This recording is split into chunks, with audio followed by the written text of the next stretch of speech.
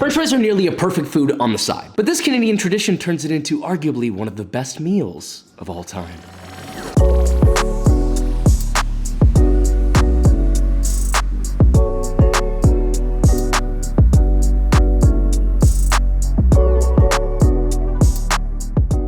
Okay, so today we are making poutine, or Poutine?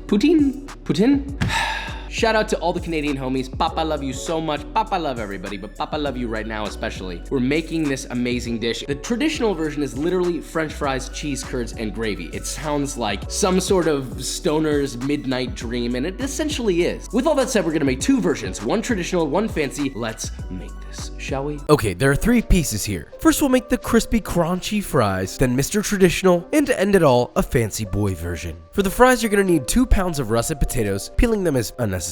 Then cut them into batons. To save myself time, I got this French fry cutter, which is quite extra, unnecessary, and also highly recommended. Link in description for that. Once you have your batons, cover those with cold water and soak for 20 minutes. I like to add a little ice to mine to help chill them. Then after soaking, drain the water out, then rinse and drain 3 more times until the water is clear. On their final drain, remove them and place them on towels until dry. Separately, in a heavy bottom pot, heat 2.5 inches of fry oil to 325 Fahrenheit, then fry your dry fries. That's a tongue twister, in batches for only 2 to 3 minutes. You don't want any color. Instead, you want them just cooked through, blistered and creamy looking. Drain your fries on a wire rack and repeat with the rest. Once all of your fries are par fried, turn the heat of your oil up so it reaches 355 Fahrenheit. Then again, fry in batches, this time only for about 1 to 3 minutes or until golden brown and nice and crispy. Remove them, season them with salt immediately, and drain on a wire rack. Bada bing, bada boom, French fries. Now, hold on, one note. You're gonna wanna do that second fry there after you've made your gravy, so they don't get soft while you do all that. Anyway, speaking of making gravy, to do the traditional version, start with a 1/4 cup of unsalted butter in a medium saucepan, set that to medium heat, and once the butter is melted and bubbling, add 2 small shallots that have been minced, 3 cloves of minced garlic, let that saute for about a minute or till softened, then add a 1/4 cup of all-purpose flour, stir that around and let that cook for about 2 minutes or until the roux begins to reach a nutty brown color. From there, you're gonna mix in 1/2 cup of a nice beer. This is a good old-fashioned Canadian beer, for the respect, followed by 3 cups of beef stock and 1 tablespoon of Worcestershire sauce. Give that a stir and continue heating until thickened and beautifully glossy. Season that to taste with salt and pepper, and voila, a beautiful gravy. Make sure your beef stock is primo, because 80% of its flavor will come from that. You don't want to make Papa mad, do you? Now, at this point, you would do the second fry for your fries. Get yourself a plate, add your crispy hot fries, layer on some good old-fashioned proper cheese curds, hit it with a fat ladle of your hot gravy, and honestly a little sacrilegious, some thin sliced chives. Now, let us taste test. Da banana, papajana, hamanana, a banana. Ho, ho, poutine, we have it right here. Now let's talk about crispiness really quick, not crispy. Fry them as crunchy as possible, serve immediately. The longer it sits, the soggier it gets. That's why all the poutines you get are soggy. Doesn't matter, let's talk about the taste. This is right. This is everything right in the world. It's perfect. It is literally perfect. This is a perfect poutine. The gravy's not too rich, it's just right. It's beefy, it's unctuous, it's got umami, and yet it also somehow cuts through the richness in a way. There's a certain level of acidity that just feels right. It's poutine, and it's gonna make me poutine.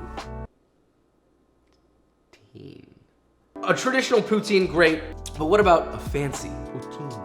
Okay, next up is our poutine with mornay and fried salami, the fancy version. Start with a nice salami or sopressata, like a single link. I actually used a mix between sopressata and truffle salami. Now cut that into 1/2-inch cubes that are relatively even in size. Heat a medium-sized skillet over medium-high heat, coat the pan lightly with olive oil, then once that's nice and hot, add your salami and cook, tossing occasionally until crispy and lightly brown on all sides. About 4 minutes. Drain out the fat and set your crispy meat stuff to the side. Now for the mornay sauce, start by heating 3 tablespoons of unsalted butter over medium heat in a medium saucepan. Now once that's melted, whisk in 3 tablespoons of all-purpose flour. Let that cook, whisking occasionally for 30 seconds, then whisk in 3 cups of whole milk.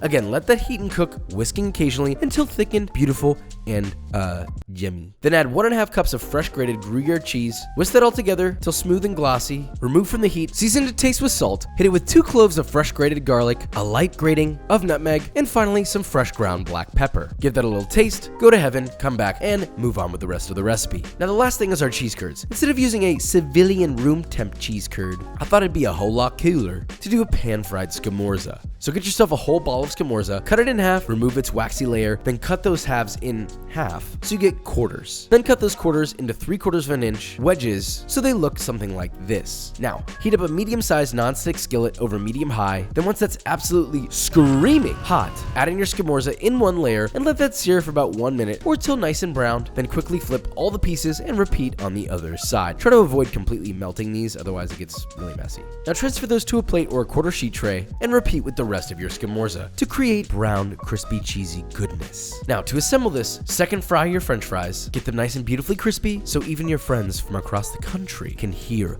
the crunch. Then lay those in a nice bowl, top it with as many pieces of Scamorza as your heart desires. Hit it with a generous layer of your hot and creamy Mornay sauce, a nice handful of fried salami, a fatty grating of Parmigiano Reggiano, a handful of sliced chives, and finally garnish beautifully with some flat leaf Italian parsley because curly leaf is pure evil. Now that is a beautifully transformed poutine. Canadians, what do you think? I can tell you what we thought right here in this taste test.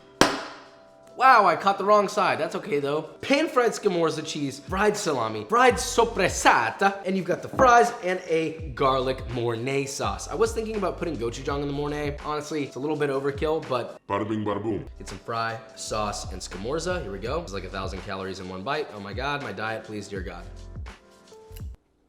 For a second, I forgot both of you guys were there. Genuinely. That happened completely naturally. I don't know if I can ever go back to a normal poutine. Why isn't there more Mornay sauce poutine? Although it's rich, it plays really well with the french fries. There's still a little bit of sweetness from the bechamel, because bechamel isn't like super rich. Kind of got a sweetness from the milk. It all makes sense coming together. It just makes sense. TJ, I'd like you to enter the frame since you've had poutine before. Oh, now you tell me that I had poopy on my chin? How long has it been poopy on my chin? Vikram? OSHA violation. Like the poutine that I ate years ago was really good. I remember it had bacon bits on it. This fried salami, that blows it out. Salami lid. What the hell else do you want us to say? It's freaking good. If you've never had it before, you've never been to Canada, by the way, shout out to all my Canadian homies like Maddie Matheson. This one's for you.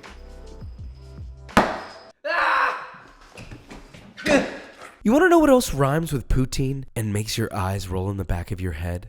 B-roll.